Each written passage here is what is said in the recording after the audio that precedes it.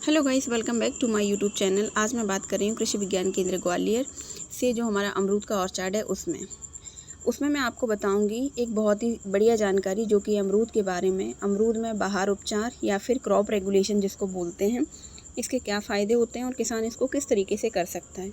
जैसा कि आप वीडियो में देख पा रहे हैं कि अमरूद में फ्रूट ड्रॉप किया जा रहा है। ये मैन्युअली हो रहा है लेबर के थ्रू। आप इसको और भी तरीके से कर सकते हैं, इसके लिए हम चर्चा करेंगे आगे।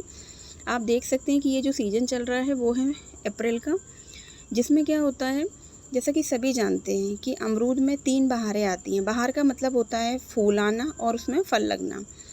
अमरूद में, अनार में साल में 3 बार फल आते हैं और नींबू में, जिससे क्या होता है कि हमारा जो उत्पादन है वो हमें बहुत अच्छा नहीं मिल पाता है और उपज भी कम होती है और फ्रूट की जो क्वालिटी है या उसकी गुणवत्ता की बात करें वो भी कहीं ना कहीं अफेक्ट होती है। इसलिए आज मैं आपको बताऊंगी कि क्रॉप रेगुलेशन क्या होता है। हम बात करेंगे हिंदी में क्योंकि ये वीडियो है स्पेशली किसान भाइयों के लिए और किसानों को ये जानकारी पहुंचाना है कि आप किस तरीके से अमरूद में अपनी एक फसल लेकर अधिक उत्पादन ले सकते हैं और अधिक गुणवत्ता युक्त फल प्राप्त कर सकते हैं। अमरूद में जो क्रॉप रेगुलेशन होता है उसको फसल विनिमयन भी कहते हैं, जिसका अर्थ होता है पेड़ को आराम के लिए बाध्य करना, यानी कि उसको ज़बरदस्ती आराम कराना और विशिष्ट मौसम में फूल और फल पैदा करना। यह अवांछित मौसम के दौरान फसल को नष्ट करने के लिए फूलों को गिराने की प्रक्रिया है, जो तनाव उत्पन्न करके या बिरलीकरण या फिर छटाई करके आप प्राप्त कर सकते हैं। क्रॉप रेगुलेशन या फसल विनिमयन के तरीके बहुत सारे हैं, जिसमें आता है तनाव उत्पन्न करना। इसमें सबसे पहले हम क्या करते हैं, या तो आप किसी भी केमिकल का उपयोग कर सकते हैं अपने फल और फूल को गिराने के लिए, या बहुत सारी विधियां हैं जैसे कि पानी का प्रबंधन। पानी के प्रबंधन में हमें क्या करना होता है कि सिंचाई को एक सीमित समय के लिए या फिर रोककर जड़ों को उजागर करके, जिसको रूट प्रूनिंग भी कहते हैं, पौधों को तनाव में डाला जा सकता है, जिससे क्या होता है एक मॉइस्चर स्ट्रेस आता है या फिर ड्रॉट स्ट्रेस, जिसको सूखा बोलते हैं। जब आप एक बहुत लंबे समय के बाद में किसी भी पौधे में सूखे के बाद में आप पानी देते हैं तो उसमें आता है ड्रॉट स्ट्रेस। और अगर आप किसी को पानी से भर देते हैं किसी प्लांट की जड़ को तो उसको बोलते हैं मॉइस्चर स्ट्रेस। जिस दोनों ही स्थितियों में क्या होता है कि हमारा जो पेड़ होता है उसके फल और फूल झड़ने लग जाते हैं।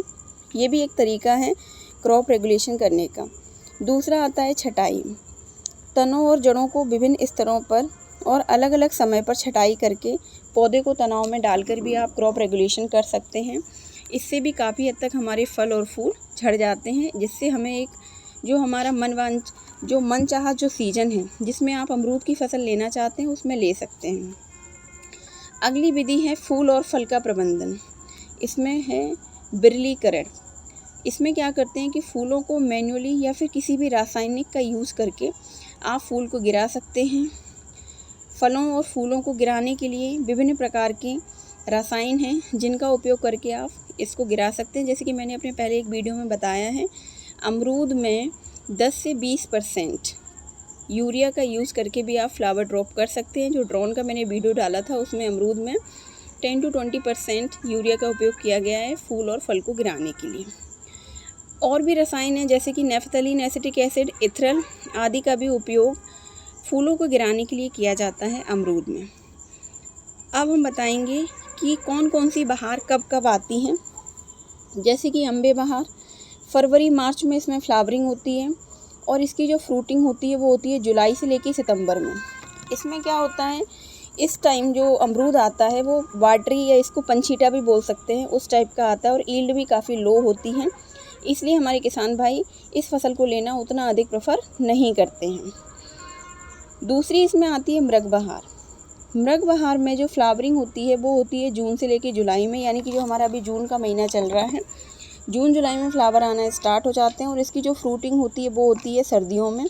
मृग बहार को विंटर सीजन बहार भी बोलते हैं। जैसे कि इसके जो फल हैं वो आते हैं नवंबर से जनवरी तक।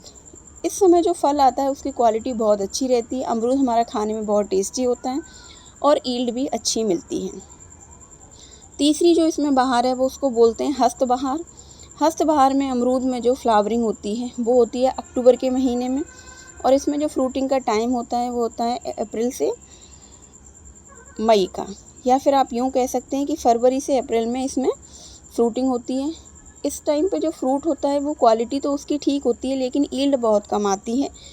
और ज़्यादातर नॉर्थ इंडिया में केवल 2 बहार आती हैं, जिसमें अम्बे और मृग बहार मुख्य रूप से फलन में आती हैं। और साउथ इंडिया में ये तीनों बहार आती हैं अमरूद में, क्योंकि वहाँ का क्लाइमेट ऐसा है जो कि अमरूद के लिए बहुत ही अच्छा माना गया है।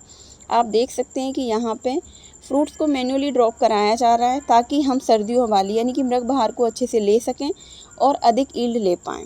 इसलिए लेबर के द्वारा पूरे बगीचे में जितने भी फ्रूट हैं सारे फ्रूट को ड्रॉप कराया गया है।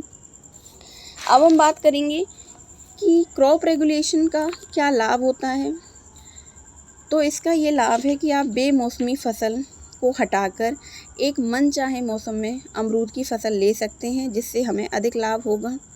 फलों की गुणवत्ता भी अच्छी आती है और उपज भी अधिक होती है, जैसा कि मैं बात कर रही हूँ मृग बहार के बारे में। उसके बाद सर्दियों में फसल लेने के लिए आपको क्या करना है, अप्रैल से मई के दौरान पौधों को अधिक सिंचाई देकर और तनों की छटाई करके भी आप फल और फूल को गिरा सकते हैं और मृग बहार में जो हमारा फ्रूट है उसको ले सकते हैं। अगर आपको जानकारी पसंद आई है तो मेरे चैनल को शेयर एंड सब्सक्राइब